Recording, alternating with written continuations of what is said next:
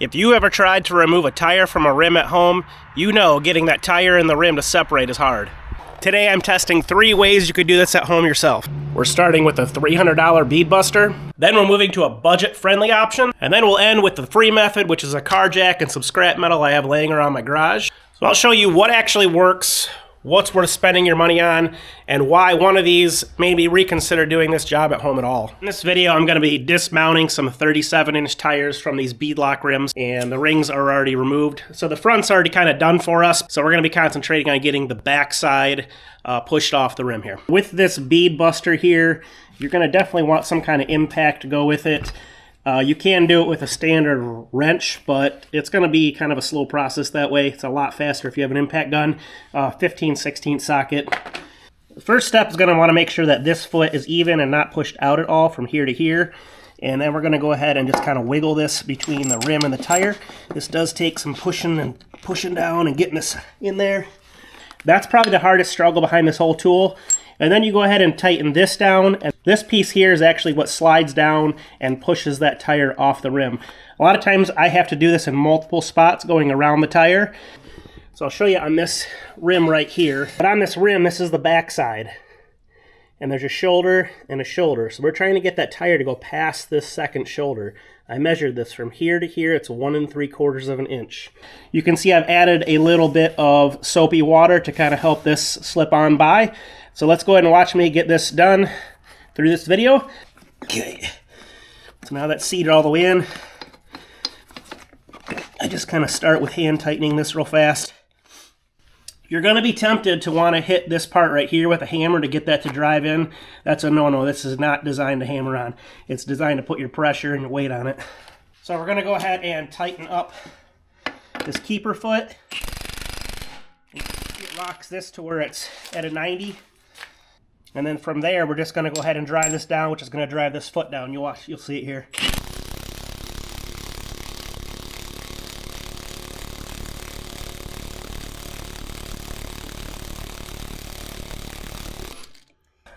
Let's take you around over here and show you what we're looking at. You can see that separation, and this is the 2 spots I've already done. You just got to keep going around. So I don't think I'm quite past that shoulder yet. But I don't want to force this tire too much either and damage it, so that's why I kind of just walk my way around. So this next portion, I'm going to go ahead and time-lapse me getting this tire off the rest of the way. I want to tell you a story of how I got this bead buster. About a year ago, we were out at the King of the Hammers, and the driver we were helping and the team we were helping only had 2 spare tires. Well, they had blown through a few tires, and we had to quickly try to get the rims and tires separated. So naturally they have beadlock rims and tires there.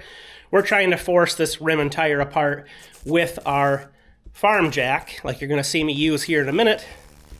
Well, the problem was that we could not get it separated. We weren't getting enough weight on it.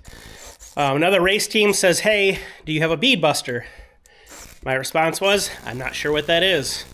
So he said, "Let me go grab mine. I'm going to let you guys go ahead and use it today and then just get it back to me," and we did. Well, when we got home, my wife says, "You need to have one of those tools in your garage," and she was nice enough to buy that for me that coming spring. So that's how I got one, was through my wife. Great lady. I would have not spent that money on myself. I'm too cheap. I would have probably taken the time to build what you're going to see. The third one I build is something I've been wanting to build for a while. I'm going to just build it today just for the fun of the project and just to have a third option on hand.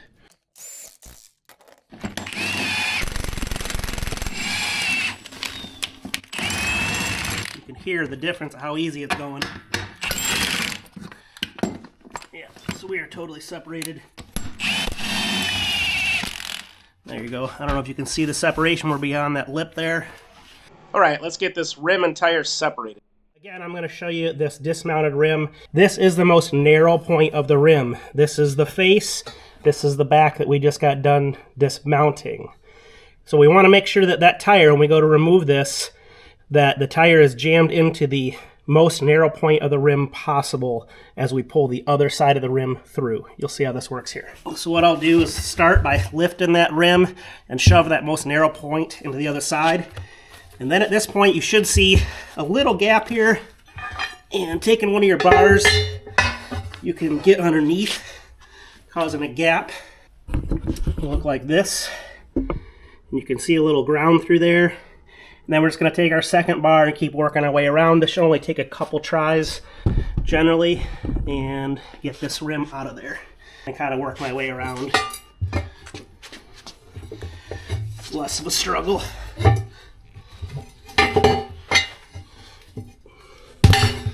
So there, we're free. All right, so this second way is arguably the most dangerous way. As you can see, we have what's called a high lift, or better known as a farm jack. These things have all kinds of purposes, but they are very dangerous because of this mechanism. I'm not going to go into that today. I do actually teach how to use these in our off-road training courses. But essentially, same kind of deal. We're trying to put down pressure on the side of this tire to break it away from the rim. I do use this method quite often when we're dismounting rims and tires for a standard rim. I've already tried one of these and I couldn't get enough pressure on it to break it away, even with the weight of this two-door Jeep Wrangler on it with the one corner. But we're going to go ahead and try it today just so you can see. I have a feeling it's probably not going to break away from the rim for me, but let's give it a try here. So I've already put pressure on this and it's starting to lift the Jeep. And I'm standing on the tire to try to keep it from pivoting over. You want to make sure that foot is as close to the edge of the rim. I just heard a little air, so maybe we're going to separate here. All right, so I'm going to go ahead and let this down. I'm going to spin the tire and we'll see what we get.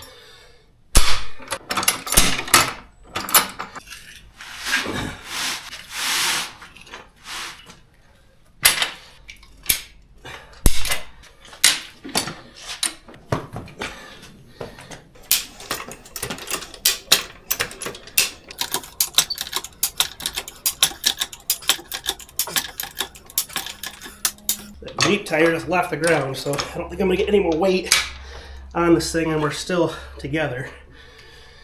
So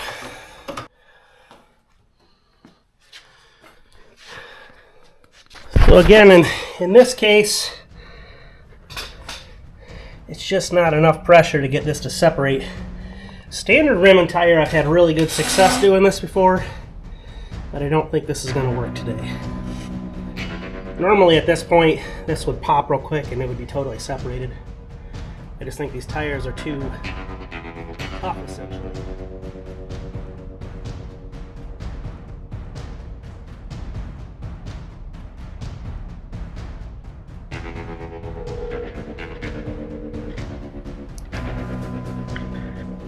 Thank you for choosing Bell Tire. This is Zach. How can I help you? Morning, Zach. Yeah, I have 4 tires that I need to get dismounted from rims. Looking to see what your guys' cost on that would be. Yeah, it's $10 a wheel. Okay. Does it matter if they're an oversized tire at all, like a 37? Oh, that I don't think we would be able to do. We don't do. Okay. All right. Yeah, so say you're gonna have to take it to like an actual like truck or trailer shop that services like bigger vehicles.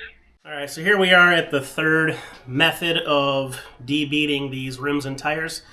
So for a long time ago, I parted out a Jeep and I kept this old tire jack. You can find these at any junkyard for next to nothing, scrap metal. And then just kind of looking around the garage, I've seen some other drawings for this type of thing before, and the idea is that we're going to slide this into the hitch receiver on the vehicle and use the vehicle weight to push down. So I think the idea is essentially to put this into the hitch, and then we're going to mount this on the bottom side like this, and then this jack will go up and down just like you've already seen in this video. We're trying to push on the edge of that tire by the rim, and it's kind of nice because this already has an arc to it. Well, then I got thinking that this isn't going to be deep enough. From the lip of the rim down to where you're trying to get that tire past that next lip is roughly 2 inches, so this is not going to be deep enough. Again, started going through my scrap metal and happened to actually find this piece of metal, which is 2 inch by quarter, and it actually already has a nice arch in it. I laid this on the rim and tire, and it actually works out that it's pretty darn good. And I'll probably need to do is get rid of these sharp edges here. That way if it gets into the edge of the tire, it's not going to bust that tire for us. I really am concerned. This is only 2 inches, which worries me. I do have some 4-inch tall stock, and I've considered using that. Then I gotta try to bend it. I don't have something that can roll this metal here at home. My thought is to basically take a chunk of this 4-inch and actually cut it out into this shape, and then I'm going to put it in my vise and put a bend in it, and we're gonna weld it onto there. And I think ultimately I'm gonna try to put that behind this by a 1/2 inch so I can get a nice good weld on both sides.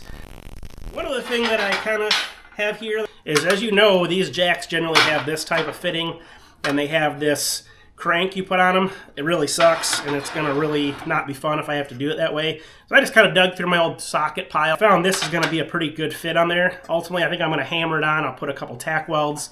I think my biggest challenge is gonna be trying to keep this straight with the body so it's not wobbling around when I put it on the impact gun.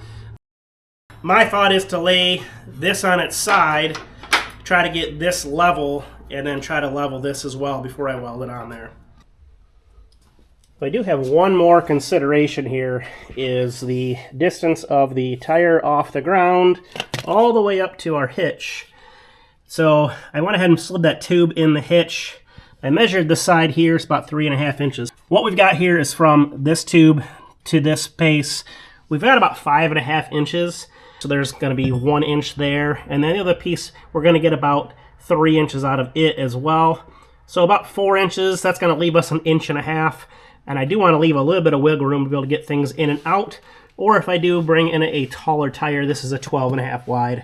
If I bring in a 13.5 wide, that I'll still be able to get underneath. I went ahead and opened this up all the way, and it's like 16 inches.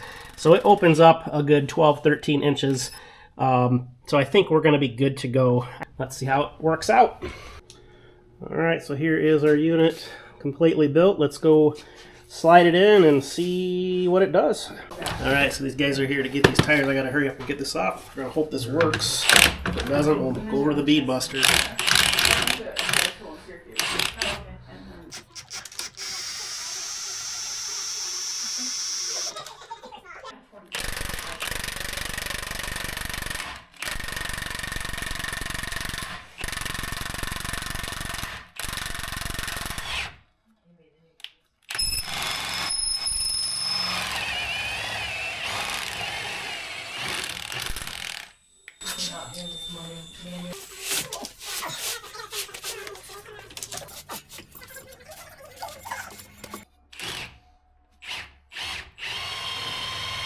We must have tried this 5-6 times and it just was not enough, so we decided maybe a little more weight would get the job done, but that actually causes a problem. You'll see that coming up. It's like getting close, but it's just not enough.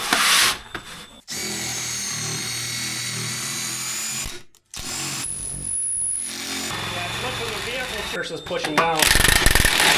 Their truck's backed up. Do you have a hitch in your truck? Yeah. Yeah. They've got a big diesel backed up too. Try their hitch. Sure. If you want to open the door.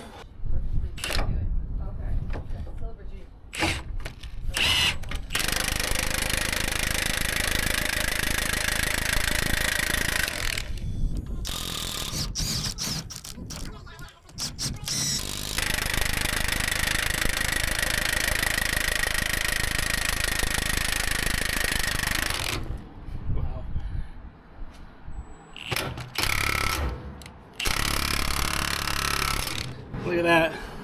Oh man. Let me just take a MOAB out of that, because, yeah, Yeah, just take a top. I don't want to hurt the tire. So I'm going to give you guys my closing thoughts. Before I do, you like my hat? You can get this over at discover4x4adventures.com. We have other merch there too, like flannels and such. So it's a beautiful day here in Michigan. It's a whole 16 degrees, but we're seeing a rare thing in the sky known as the sun. Closing thoughts on these bead busters. I guess if you want a guaranteed thing, spend the money.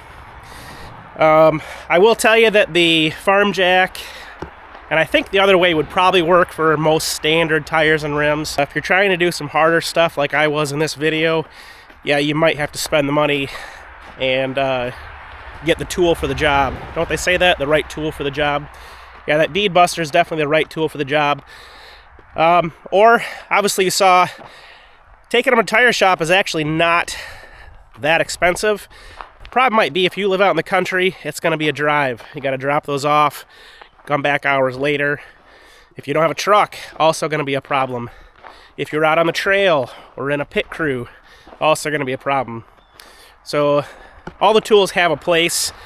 I'm actually going to take that jack that I made and I'm going to cut off what I bent and use everything and refabricate that. I'm going to try some standard rims and tires and see if it actually works. Again, for some free parts I had around the house, it's going to come in handy to have as a go-to tool that really doesn't cost me anything. Worst case, maybe I can hand it off to somebody else that's in need. Thanks for sticking around, and hopefully one day we'll see you on the trail. My wife and I run an off-road based adventure company. If you found our channel and you're into this kind of thing, please follow along, and we hope to see you in a video in the future. Thanks for sticking around.